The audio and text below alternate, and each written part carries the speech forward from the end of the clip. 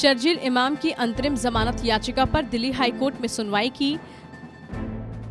Delhi high court ने शर्जील इमाम को निचली अदालत में अंतरिम जमानत अर्जी दाखिल करने की इजाजत दी है। शर्जील इमाम ने आईपीसी की धारा 124A में दर्ज एफआईआर पर अंतरिम जमानत की मांग की थी।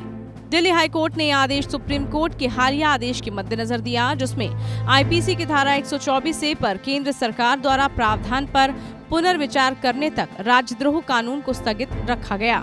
विशेष लोक अभियोजन अमित प्रसाद ने हाईकोर्ट के समक्ष अंतरिम जमानत आवेदन के सुनवाई योग्य होने पर प्रारंभिक आपत्ति उठाई है।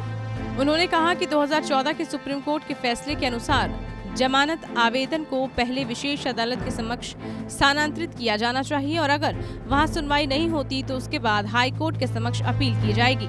याचिका में कहा गया कि शर्जील लगभग 28 महीने से जेल में है, जबकि 124A को छोड़ संबंधित अपराधों के लिए अधिकतम सजा 7 साल कैद है। अर्जी में दलील दी गई है कि शर्जील को लगातार जेल में रखना न्याय संगत नहीं है, इसलिए अदालत को मामले में हस्तक्षेप करना चाहिए।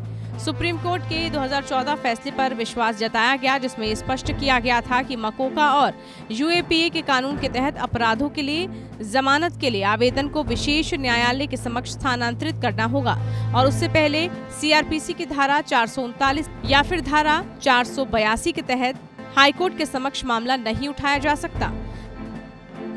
जस्टिस मुक्ता गुप्ता और जस्टिस मिनी पुष्करण की खंडपीठ ने इस प्रकार आदेश देकर अंतरिम जमानत आवेदन का निपटारा किया। शर्जील को 2019 में नागरिकता संशोधन कानून और राष्ट्रीय नागरिक पंजी के खिलाफ विरोध प्रदर्शन के दौरान कथित तौर पर भड़काऊ भाषण देने के मामले में गिरफ्तार किया गया था। यूएपीए के तहत कथित अपराध को बाद में जोड़ा गया।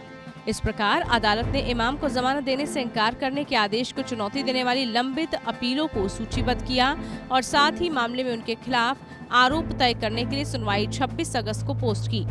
इससे पहले जमानत याचिका का विरोध करते हुए अभियोजन पक्ष ने तर्क दिया था कि इमाम जिस अपराध का आरोप लगाया गया है उसकी गंभीरता को किसी भी तरह से नजरअंदाज नहीं किया जा सकता। Bureau report.